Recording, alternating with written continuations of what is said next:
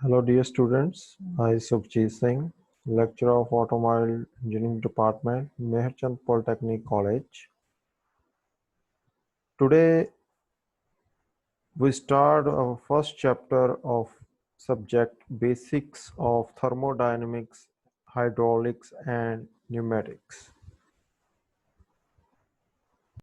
Start ਕਰਨ ਤੋਂ ਪਹਿਲਾਂ ਮੈਂ ਤੁਹਾਡੇ ਨਾਲ ਮਿਸ਼ਨ ਫਤਿਹ ਬਾਰੇ ਕੁਝ ਇਨਫੋਰਮੇਸ਼ਨ ਸ਼ੇਅਰ ਕਰਨੀ ਚਾਹੁੰਦਾ ਹਾਂ। ਮਿਸ਼ਨ ਫਤਿਹ ਸਾਡੇ ਮਾਣਯੋਗ ਮੁੱਖ ਮੰਤਰੀ ਕੈਪਟਨ ਅਮਰਿੰਦਰ ਸਿੰਘ ਜੀ ਨੇ ਲਾਂਚ ਕੀਤਾ ਹੈ ਕੋਵਿਡ-19 ਮਹਾਮਾਰੀ ਨੂੰ ਡਿਫੀਟ ਕਰਨ ਦੇ ਲਈ। ਸੋ ਆਓ ਆਪਾਂ ਸਾਰੇ ਇਸ ਮਿਸ਼ਨ ਦਾ ਹਿੱਸਾ ਬਣੀਏ। ਸੋ ਮਿਸ਼ਨ ਫਤਿਹ ਦੇ ਨਾਲ ਜੁੜਨ ਲਈ ਤੁਸੀਂ ਸਾਰੇ ਜਾਣੇ ਇੱਕ ਐਪ ਇੰਸਟਾਲ ਕਰੋ ਆਪਣੇ ਮੋਬਾਈਲ 'ਤੇ, ਜਿਸ ਦਾ ਨਾਮ ਹੈ ਕੋਵਾ ਐਪ। ਇਸ ਦਾ ਡਾਊਨਲੋਡ ਲਿੰਕ ਮੈਂ ਤੁਹਾਨੂੰ ਡਿਸਕ੍ਰਿਪਸ਼ਨ ਬਾਕਸ ਦੇ ਵਿੱਚ ਦੇ ਦਿੱਤਾ ਹੈ, ਤੁਸੀਂ ਉੱਥੋਂ ਡਾਊਨਲੋਡ ਕਰ ਸਕਦੇ ਹੋ। ਸੋ ਇਹ ਐਪ ਕੀ ਕਰਦੀ ਹੈ, ਤੁਹਾਨੂੰ ਐਗਜ਼ੈਕਟ ਇਨਫੋਰਮੇਸ਼ਨ ਪ੍ਰੋਵਾਈਡ ਕਰਾਉਂਦੀ ਹੈ ਕਿ ਤੁਹਾਡੇ ਆਸ-ਪਾਸ ਅਗਰ ਕੋਈ ਕਰੋਨਾ ਪੋਜ਼ਿਟਿਵ ਪੇਸ਼ੈਂਟ ਹੈ, ਉਸ ਦੀ ਇਨਫੋਰਮੇਸ਼ਨ, ਉਸ ਦੀ ਲੋਕੇਸ਼ਨ, ਨੇਮ, ਸਾਰਾ ਕੁਝ ਤੁਹਾਨੂੰ ਪ੍ਰੋਵਾਈਡ ਕੀਤਾ ਜਾਂਦਾ ਹੈ ਤਾਂ ਜੋ ਕਿ ਤੁਸੀਂ ਉਸ ਲੋਕੇਸ਼ਨ 'ਤੇ ਜਾਣ ਤੋਂ ਬਚ ਸਕੋ। ਇਸ ਦੇ ਨਾਲ ਨਾਲ ਇਹ ਐਪ ਤੁਹਾਡਾ ਪਰਸਨਲ ਹੈਲਥ ਮੋਨੀਟਰਿੰਗ ਐਪ ਵੀ ਹੈ, ਤੁਹਾਡੀ ਹੈਲਥ ਦਾ ਚੈੱਕਅਪ ਵੀ ਕਰਦੀ ਹੈ ਅਤੇ ਤੁਹਾਨੂੰ ਸੁਜੈਸ਼ਨਸ ਦਿੰਦੀ ਹੈ ਕਿ ਕਿਸ ਤਰ੍ਹਾਂ ਤੁਸੀਂ ਇਸ ਕਰੋਨਾ ਵਾਇਰਸ ਤੋਂ ਬਚ ਸਕਦੇ ਹੋ।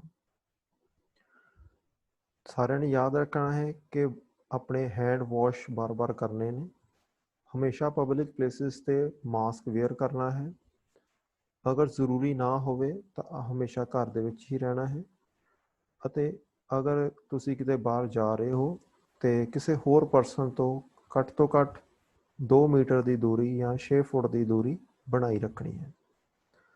ਇਸ ਤੋਂ ਇਲਾਵਾ ਅਗਰ ਕਿਸੇ ਨੂੰ ਵੀ ਫੀਵਰ, ਕਫ, ਬਰੀਥਿੰਗ ਦੇ ਵਿੱਚ ਪ੍ਰੋਬਲਮ ਆ ਰਹੀ ਹੈ ਤੁਹਾਨੂੰ ਜਾਂ ਤੁਹਾਡੇ ਕਿਸੇ ਨੋਨ ਨੂੰ, ਤੇ ਜਲਦੀ ਤੋਂ ਜਲਦੀ ਹੈਲਥ ਡਿਪਾਰਟਮੈਂਟ ਨੂੰ ਇਨਫੋਰਮ ਕਰਨਾ ਹੈ ਤਾਂ ਜੋ ਇਸ ਮਹਾਮਾਰੀ ਨੂੰ ਫੈਲਣ ਤੋਂ ਰੋਕਿਆ ਜਾ ਸਕੇ। So we start our first chapter, which is Introduction and Principle of Thermal Engineering. So start ਕਰਨ ਤੋਂ ਪਹਿਲਾਂ ਆਪਾਂ ਗੱਲ ਕਰਾਂਗੇ ਕਿ ਆਪਾਂ ਇਸ ਸਬਜੈਕਟ ਦੇ ਵਿੱਚ ਸਟੱਡੀ ਕੀ ਕਰਨਾ ਹੈ, ਇਹਦਾ ਲਰਨਿੰਗ ਆਊਟਕਮਸ ਕੀ ਨੇ। ਸੋ ਇਸ ਸਬਜੈਕਟ ਦੇ ਵਿੱਚ ਆਪਾਂ ਸਟੱਡੀ ਕਰਨਾ ਹੈ ਕਿ ਥਰਮੋਡਾਇਨਮਿਕਸ ਕੀ ਹੈ, ਹਾਈਡ੍ਰੋਲਿਕਸ, ਨਿਊਮੈਟਿਕਸ। ਇਸ ਤੋਂ ਇਲਾਵਾ ਆਪਾਂ ਸਟੱਡੀ ਕਰਾਂਗੇ ਏਅਰ ਕੰਪਰੈਸਰਸ ਬਾਰੇ, ਥਰਮੋਡਾਇਨਮਿਕ ਲਾਜ਼ ਬਾਰੇ, ਗੈਸ ਲਾਜ਼ ਬਾਰੇ ਅਤੇ ਏਅਰ ਸਾਈਕਲਸ ਬਾਰੇ। ਹਾਈਡ੍ਰੋਲਿਕ ਜਿਸ ਤਰ੍ਹਾਂ ਤੁਹਾਨੂੰ ਪਤਾ ਹੀ ਹੈ, ਜੇਸੀ ਮਸ਼ੀਨ ਸਾਰਿਆਂ ਨੇ ਦੇਖੀ ਹੋਣੀ ਹੈ, ਉਹ ਹਾਈਡ੍ਰੋਲਿਕ ਸਿਸਟਮ ਉੱਪਰ ਕੰਮ ਕਰਦੀ ਹੈ। ਹਾਈਡ੍ਰੋਲਿਕ ਐਂਡ ਨਿਊਮੈਟਿਕ ਦੋਨੋਂ ਡਿਫਰੈਂਟ ਨੇ। ਹਾਈਡ੍ਰੋਲਿਕਸ ਦੇ ਵਿੱਚ ਆਪਾਂ ਐਨਰਜੀ ਟਰਾਂਸਫਰ ਕਰਨ ਦੇ ਲਈ ਇੱਕ ਲਿਕੁਇਡ ਫਲੂਇਡ ਦਾ ਯੂਜ਼ ਕਰਦੇ ਹਾਂ ਅਤੇ ਨਿਊਮੈਟਿਕਸ ਦੇ ਵਿੱਚ ਆਪਾਂ ਐਨਰਜੀ ਟਰਾਂਸਫਰ ਦੇ ਲਈ ਕੰਪਰੈਸਡ ਏਅਰ ਦਾ ਯੂਜ਼ ਕਰਦੇ ਹਾਂ। ਇਸ ਤੋਂ ਇਲਾਵਾ ਆਪਾਂ ਸਿਲੇਬਸ ਦੇ ਵਿੱਚ ਇਸ ਸਬਜੈਕਟ ਦੇ ਰੀਡ ਕਰਾਂਗੇ heat transfer and refrigeration and air conditioning. AC and refrigeration ਦੇ ਸਾਰੇ ਪਾਰਟਸ ਕਿਸ ਤਰ੍ਹਾਂ ਵਰਕ ਕਰਦੇ ਨੇ। ਸੋ ਟੋਟਲ ਇਸ ਸਬਜੈਕਟ ਦੇ ਵਿੱਚ ਅਸੀਂ 3 ਪਾਰਟਸ ਕਵਰ ਕਰਨੇ ਨੇ। ਫਸਟ ਪਾਰਟ ਹੈ ਥਰਮੋਡਾਇਨਮਿਕਸ, ਸੈਕੰਡ ਪਾਰਟ ਹੈ ਹਾਈਡ੍ਰੋਲਿਕਸ ਐਂਡ ਥਰਡ ਪਾਰਟ ਹੈ ਨਿਊਮੈਟਿਕਸ। ਸੋ ਇਹ 3 ਬ੍ਰੌਡ ਕਲਾਸੀਫਿਕੇਸ਼ਨ ਨੇ ਆਪਣੇ ਪੂਰੇ ਸਬਜੈਕਟ ਦੀਆਂ, ਥਰਮੋਡਾਇਨਮਿਕਸ, ਹਾਈਡ੍ਰੋਲਿਕਸ ਐਂਡ ਨਿਊਮੈਟਿਕਸ। ਸੋ ਸਭ ਤੋਂ ਫਸਟ ਚੈਪਟਰ ਦੇ ਵਿੱਚ ਆਪਾਂ ਰੀਡ ਕਰਾਂਗੇ what is thermodynamics. So thermodynamics is a field of science which deal with the energies possessed by gas and vapors is known as thermodynamics.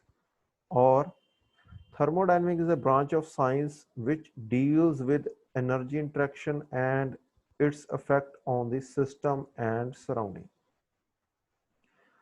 So ਇਹ ਸਮਝਣ ਤੋਂ ਪਹਿਲਾਂ ਸਾਨੂੰ ਥਰਮੋਡਾਇਨਮਿਕ ਵਰਡ ਦਾ ਮੀਨਿੰਗ ਸਮਝਣਾ ਪਏਗਾ। What is thermo and what is ਡਾਇਨਮਿਕਸ।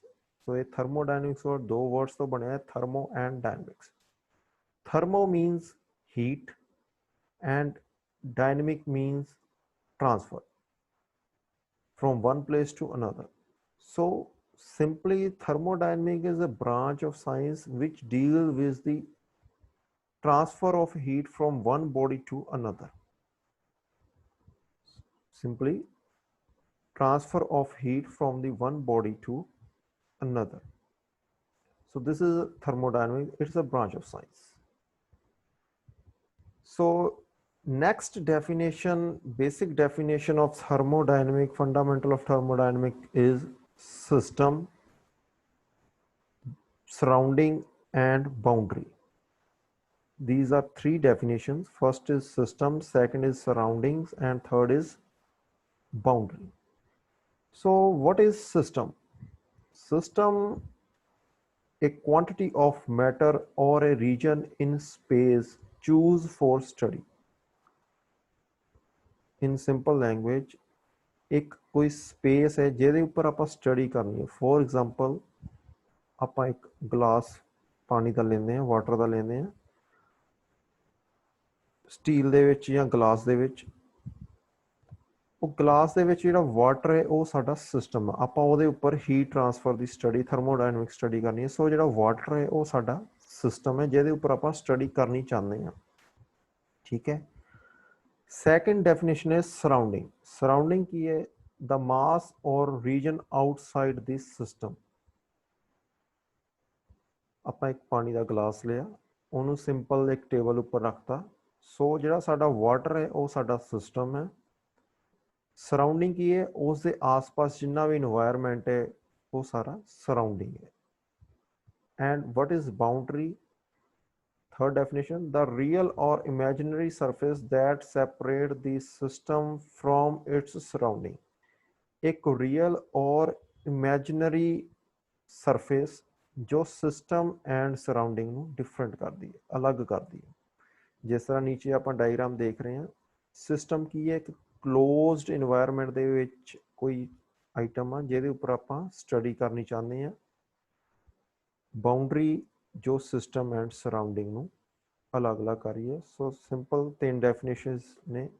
System, a quantity of matter or a region in space choose for study. Surrounding, the mass or region outside this system. And boundary, the real or imaginary surface that separate the system from its surrounding is called boundary. So ਇਹ ਤਿੰਨ definitions ਹਮੇਸ਼ਾ ਯਾਦ ਰੱਖਣੀਆਂ: system, surrounding and boundary. Next is type of systems. Type of system. There are three types of systems: closed, open and isolated. So first of all, what is system? कोई भी चीज़ जिस चीज़ ਦੇ ਉੱਪਰ ਆਪਾਂ ਥਰਮੋਡਾਇਨਾਮਿਕ ਸਟੱਡੀ ਕਰਨੀ ਆ ਉਹ ਸਿਸਟਮ. ਹੁਣ ਉਹ ਸਿਸਟਮ ਤਿੰਨ ਤਰੀਕੇ ਦਾ ਹੋ ਸਕਦਾ ਹੈ: close system, open system and isolated system. First of all, first है closed thermodynamic system. Closed system is a system of fixed masses. There is no mass transfer across the system boundary. There may be energy transfer into or out of the system. So closed system ਦੀ ਇੱਕ example ਆਪਾਂ ਲੈਂਦੇ ਹਾਂ: piston cylinder arrangement without valve. मान लो एक ਆਪਾਂ simple life ਦੀ example ਲੈਂਦੇ, ਇੱਕ ਆਪਾਂ ਪਾਣੀ ਦਾ ਗਲਾਸ ਲਿਆ, ਗਲਾਸ ਦੇ ਵਿੱਚ ਪਾਣੀ ਪਾ ਕੇ ਆਪਾਂ ਉਸ ਨੂੰ ਬਿਲਕੁਲ ਪ੍ਰੋਪਰਲੀ ਕਵਰ ਕਰਤਾ ਕਿ ਉਸ ਦੇ ਵਿੱਚੋਂ ਪਾਣੀ ਬਾਹਰ ਨਾ ਆ ਸਕੇ, ਉਸ ਦੇ ਇੱਕ ਫੇਸ ਨੂੰ ਕਵਰ ਕਰਤਾ. ਸੋ ਉਹ ਇੱਕ ਕਲੋਜ਼ਡ ਸਿਸਟਮ ਬਣ ਗਿਆ. ਠੀਕ ਹੈ. ਦੋ ਚੀਜ਼ਾਂ ਨੇ ਇੱਥੇ, ਇੱਕ ਮਾਸ ਐਂਡ ਐਨਰਜੀ. ਮਾਸ ਕੀ ਹੈ, ਐਨਰਜੀ ਕੀ ਹੈ? ਮਾਸ ਹੈ ਜੋ ਗਲਾਸ ਦੇ ਵਿੱਚ ਵਾਟਰ ਹੈ, ਉਹ ਮਾਸ ਹੈ. ਐਨਰਜੀ ਕੀ ਹੈ? Energy in the farm of heat. ਸੋ ਆਪਾਂ ਅਗਰ ਗਲਾਸ ਨੂੰ ਕਵਰ ਕਰਤਾ ਤਾਂ ਉਹਦੇ ਵਿੱਚੋਂ ਮਾਸ ਜੋ ਵਾਟਰ ਹੈ ਉਹ ਬਾਹਰ ਨਹੀਂ ਜਾ ਸਕਦਾ, ਲੇਕਿਨ ਐਨਰਜੀ, ਅਗਰ ਠੰਡਾ ਪਾਣੀ ਹੈ ਤਾਂ ਆਪਾਂ ਕਵਰ ਚਾਹੇ ਕਰ ਦਾਂਗੇ, ਕੁਛ ਟਾਈਮ ਬਾਅਦ ਉਹ ਪਾਣੀ ਗਰਮ ਹੋ ਜਾਏਗਾ. ਸੋ ਕਿਉਂਕਿ ਐਨਰਜੀ ਟ੍ਰਾਂਸਫਰ ਹੋ ਗਈ ਸਰਾਊਂਡਿੰਗ ਦੇ ਵਿੱਚ, ਸਿਸਟਮ ਤੋਂ ਸਰਾਊਂਡਿੰਗ ਦੇ ਵਿੱਚ ਐਨਰਜੀ ਟ੍ਰਾਂਸਫਰ ਹੋ ਗਈ. ਲੇਕਿਨ ਗਲਾਸ ਦੇ ਵਿੱਚ ਪਾਣੀ ਉਨਾ ਹੀ ਰਿਹਾ, ਲੇਕਿਨ ਜਿਹੜਾ ਪਾਣੀ ਕੋਲਡ ਸੀਗਾ ਉਹ ਹੌਟ ਹੋ ਗਿਆ ਡਿਊ ਟੂ ਐਨਰਜੀ ਟ੍ਰਾਂਸਫਰ ਔਰ due to heat transfer. So this is a close system in which only energy can cross the boundary. Only energy can cross the boundary from the system to the surrounding. ठीक है जी, सिर्फ energy transfer कर सकती है system तो surrounding दे विच, mass transfer नहीं कर सकता। ये है तुहाडा closed system. Second is open system. Open system दे विच की है, ਆਪਾਂ एक एग्जाम्पल लैके चलते हैं। Piston cylinder arrangement with valves. Diagram नीचे piston cylinder arrangement with valves है या कंप्रैसर है। ਆਪਾਂ ਕੀ ਕਰ ਰਹੇ ਹਾਂ ਇਹਦੇ ਵਿੱਚ, both mass and energy can cross the selected boundary। Open system ਦੇ ਵਿੱਚ mass as well as energy ਦੋਨੋਂ ਹੀ ਬਾਉਂਡਰੀ ਨੂੰ ਕ੍ਰੋਸ ਕਰ ਸਕਦੀਆਂ ਆ, ਸਿਸਟਮ ਤੋਂ ਸਰਾਊਂਡਿੰਗ ਦੇ ਵਿੱਚ ਜਾ ਸਕਦੀਆਂ। ਠੀਕ ਹੈ, ਕਲੋਜ਼ ਸਿਸਟਮ ਦੇ ਵਿੱਚ ਸਿਰਫ એનર્ਜੀ ਟ੍ਰਾਂਸਫਰ ਕਰ ਰਹੀ ਸੀ, ਲੇਕਿਨ ਓਪਨ ਸਿਸਟਮ ਦੇ ਵਿੱਚ ਦੋਨੋਂ ਮਾਸ ਐਂਡ એનર્ਜੀ ਦੋਨੋਂ ਹੀ ਬਾਉਂਡਰੀ ਨੂੰ ਕ੍ਰੋਸ ਕਰਕੇ ਸਿਸਟਮ ਤੋਂ ਸਰਾਊਂਡਿੰਗ ਦੇ ਵਿੱਚ ਐਂਡ ਸਰਾਊਂਡਿੰਗ ਤੋਂ ਸਿਸਟਮ ਦੇ ਵਿੱਚ ਆ ਸਕਦੇ। ਠੀਕ ਹੈ, this is open system. Next is third type is isolated system. Isolated system is neither mass nor energy can cross the selected boundary। ना ही mass ਅਤੇ ना ही energy boundary ਨੂੰ cross ਕਰ ਸਕਦੀ ਹੈ। In real life, actual life ਦੇ ਵਿੱਚ ਇਸ ਤਰ੍ਹਾਂ ਦਾ ਕੋਈ ਸਿਸਟਮ ਨਹੀਂ ਹੁੰਦਾ ਜਿਹਦੇ ਵਿੱਚ 100% mass and energy ਸਿਸਟਮ ਤੋਂ ਸਰਾਊਂਡਿੰਗ ਦੇ ਵਿੱਚ ਜਾਂ ਸਰਾਊਂਡਿੰਗ ਤੋਂ ਸਿਸਟਮ ਦੇ ਵਿੱਚ ਨਹੀਂ ਆ ਸਕਦੀ। ਲੇਕਿਨ 99% ਪੋਸੀਬਲ ਹੈ ਥਰਮਸ ਬੋਟਲ ਐਂਡ ਯੂਨੀਵਰਸ ਦੇ ਵਿੱਚ ਕਿ ਐਨਰਜੀ ਐਂਡ ਮਾਸ ਟ੍ਰਾਂਸਫਰ ਨਹੀਂ ਕਰ ਸਕਦੇ। ਲੇਕਿਨ 100% ਇਸ ਤਰ੍ਹਾਂ ਦਾ ਆਈਸੋਲੇਟਡ ਸਿਸਟਮ ਕੋਈ ਨਹੀਂ ਹੁੰਦਾ ਜਿਹਦੇ ਵਿੱਚ ਨਾ ਹੀ ਮਾਸ ਅਤੇ ਨਾ ਹੀ ਐਨਰਜੀ ਟ੍ਰਾਂਸਫਰ ਕਰਦੀ ਹੋਵੇ ਸਿਸਟਮ ਤੋਂ ਸਰਾਊਂਡਿੰਗ ਦੇ ਵਿੱਚ ਬਾਉਂਡਰੀ ਨੂੰ ਕ੍ਰੋਸ ਕਰਕੇ। ठीक है, सो ये तीन तरह के सिस्टम सीगे, close system, open system and isolated system. Next है प्रॉपर्टीज ऑफ सिस्टम।